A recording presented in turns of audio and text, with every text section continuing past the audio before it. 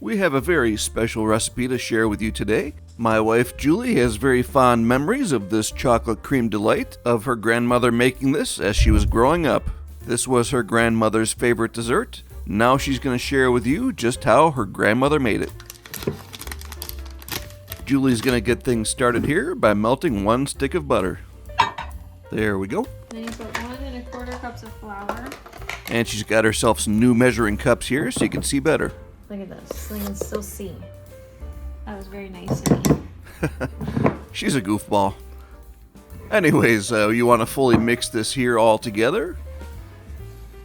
You're just looking to get that butter fully absorbed into that flour. We should probably go turn on the oven.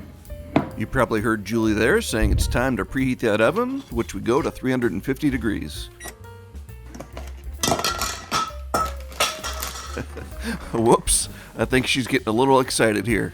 We need 1/2 cup of pecans and we're going to finally chop these.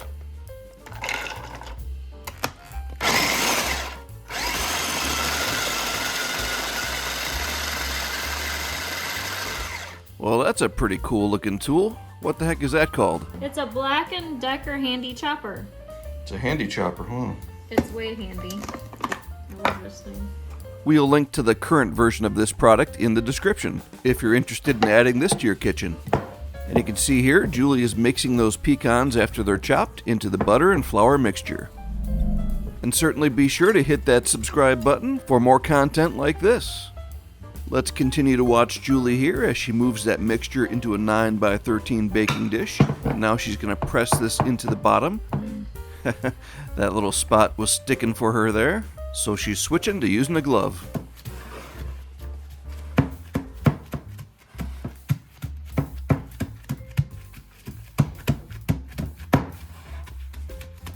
Okay, 350 for 15 minutes. And after baking at 350 degrees for 15 minutes, you're going to want to set that on the counter and let it cool off for a while. Because if that's not fully cooled off, the layer that goes on top of this won't hold. So we let that cool off for about 30 minutes on the counter there. And now it's time for the next layer, starting off with 8 ounces of cream cheese. And this should be softened. Since ours wasn't, we're turning to the microwave for a little bit of help. Let's see how this looks here. Hey, that looks pretty good. Here, Julie is adding 1 cup of powdered sugar right into the cream cheese.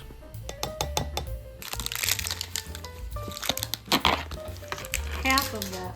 Now we're going to add 4 ounces of this whipped topping right into that bowl as well. And that is approximately half of this container. And once you get that added in there, you're going to want to fully mix this all together. And Julie is electing here to use a rubber spatula instead of a mixer. The key thing here is, whatever you choose, you want to make sure you get rid of all the lumps and make sure this is a nice and smooth mixture.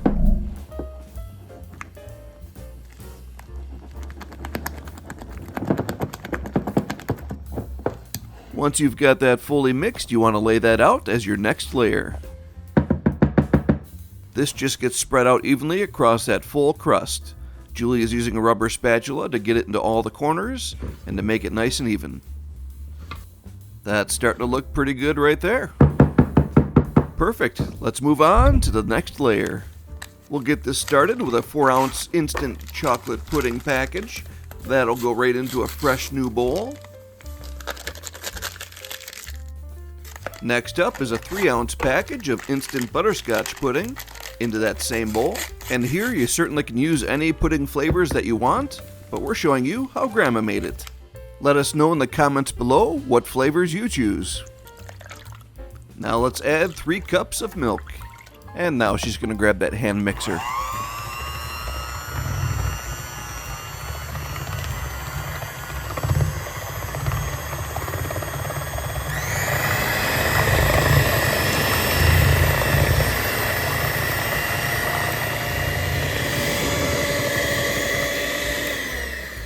And you want this to be a nice, smooth, and thick mixture. Oh, that's looking great. And now we're going to pour that on as our third layer. And again, just evenly spread this across keeping that thickness the same level throughout. Again, using that rubber spatula, she uses that to get into all the corners and all along the edges for a nice even spread. And there's a quick look at our 3 layers so far. I think Grandma would be proud. And now we're taking this into our overflow refrigerator in the garage, and we're going to let that sit for an hour and a half just to let that pudding set. And just like that, we've got that all cooled down and ready to go. It's now time to add that 4th layer, which is pretty easy. Julie has grabbed that 2nd container of the whipped topping, and she's going to evenly apply that across that top, all the way again to the corners. After she completes this, there's still that one last final touch that she does at the end. And just as a reminder too, you can go to the description below for a list of all the ingredients listed by layer, which is nice and convenient for you to copy and paste.